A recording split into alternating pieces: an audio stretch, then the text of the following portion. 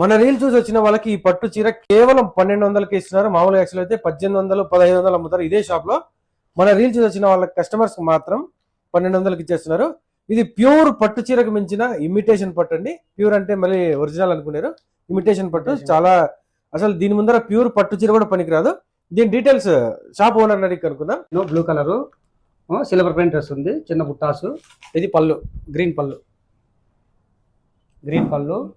ఈ ప్లెయిన్ వచ్చేసి blouse, green blouse.